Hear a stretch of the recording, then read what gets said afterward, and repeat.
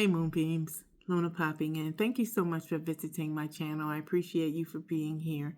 Make sure you like, follow, and subscribe so that we will remain connected. Today I'm going to talk about chronic illness and adjusting to the changing of the seasons. Many may not know that can be a quite difficult and challenging time for the chronic illness community. Personally, it's kicking my ass. And I'm in Phoenix, for those who know, and the temperatures have just started dropping within the last week. And it dropped 30 degrees overnight one night. And that's the way Phoenix does. And it just doesn't work well with some of us and some of our chronic illness diagnoses. And it can really be tough for us. And I am having a tough time, let me tell you. I am so fatigued. And my breathing is off again. And I don't want to speak anything into existence, but my breathing has been significantly challenged. And I'm extremely fatigued. And I have zero appetite. I literally have to remember to eat. And I usually don't remember until about 8 or 9 o'clock when I'm ready to go to bed. And I say, oh, well, you haven't eaten. And I make myself eat because you need to, but I have gone a significant amount of time before, weeks, where I just couldn't eat, and I lost so much weight, and I ended up in the hospital for about 4 or 5 days as a result. So it's really important that we try to put something in our bodies, and preferably something healthy. If you really don't have much of an appetite, one of my go-tos is gluten-free oatmeal. And because it's healthy, it's nutritious. Get a couple spoons if that's all you can get into you. At least you're getting something into your system. I'm happy and open to any other suggestions that you all may have, but that's one of my go-tos. I also bought myself a sweet potato to try to make myself have something when you just don't feel like eating and you don't have an appetite, because you have to be very careful. If you're like me, you're just going to end up vomiting any and everything that you ingest. So you have to be particular about what you eat. I wouldn't say go grab you some pizza and wings, or even a burger. I would definitely stray far away from any of those types of food. But you need to get something into your belly.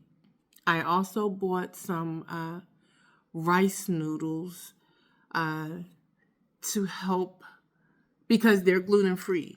I can't eat, I like pasta. I do like pasta, but I don't like gluten-free pasta.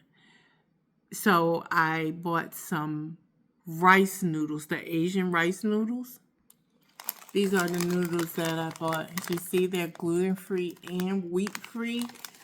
I have gluten intolerance, and a lot of people for some reason don't understand that wheat is 100% full of gluten.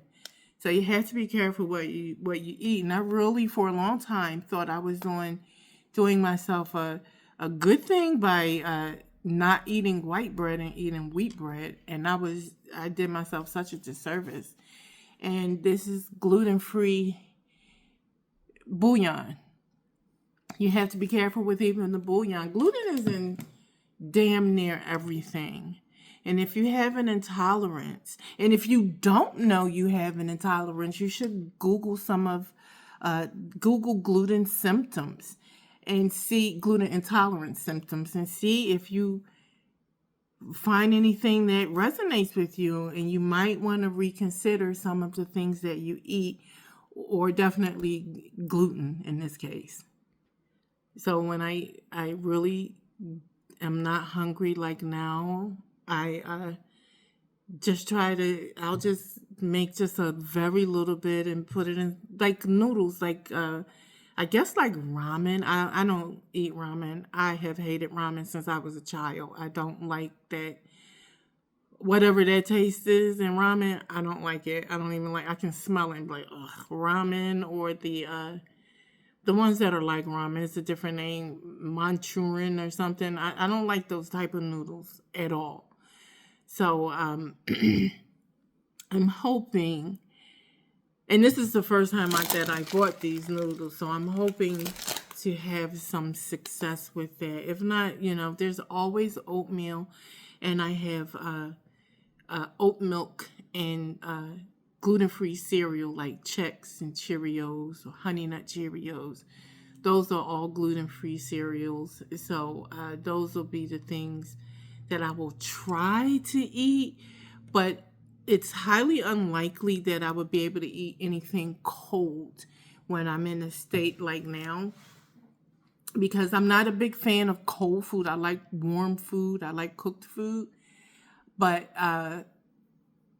it just doesn't mesh well with me sometimes. And this is one of the times I just feel like fucking crud.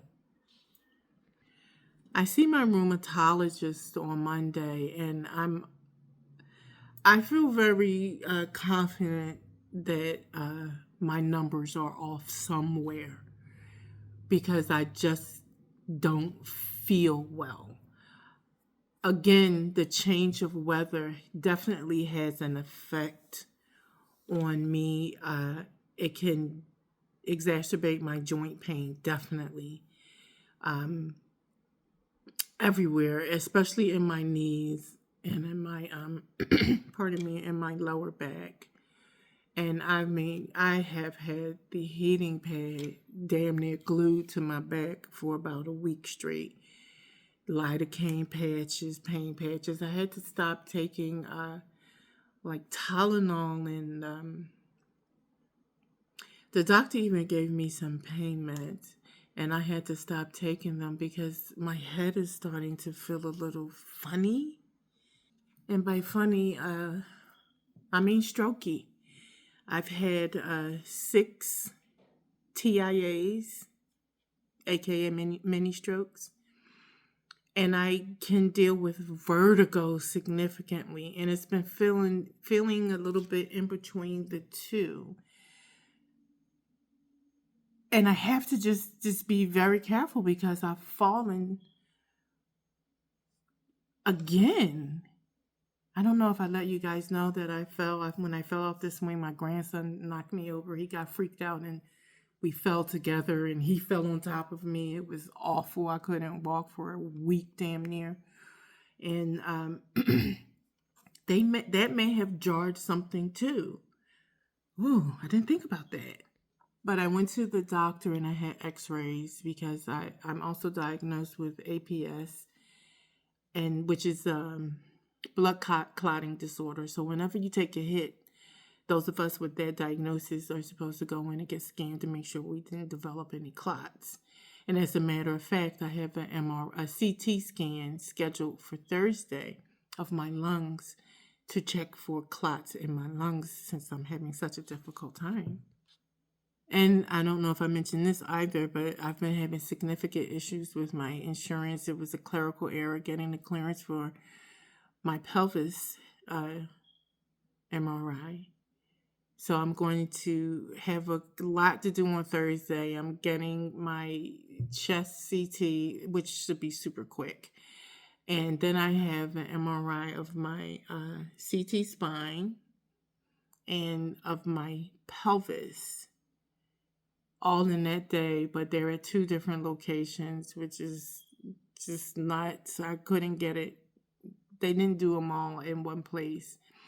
So it is what it is. And at least I'm making steps towards discovering if there is anything additional that we need to focus on.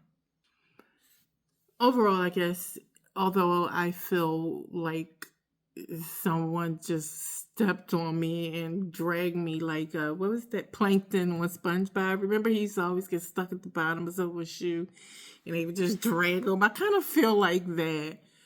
So I still have my sense of humor, and I mean, I shed a couple tears. I'm not gonna lie to you guys, and I never will. I hope that to always be transparent. This shit is rough, and I felt so bad this morning that I let a couple of drops out, and had to reach out and get that support. Don't be too proud to say, listen, I'm having a hard time, I'm struggling, and I need you to infuse me with some of your energy, and whatever that looks like for you is what that looks like for you. If you need someone to come sit with you, or just to talk with you on the phone, or to pray for you, or to send you some healing energy, or do a healing spell, or whatever your modality is, do what's best for you and warrior on, hang in there. It does get better until it doesn't. But in that, until it doesn't, we have to keep up the fight. And I encourage you to do so. It's hard. This shit is hard. I will never pretend like it isn't. But I'm a survivor, and so are you. And together we are stronger. Peace, love, and blessings.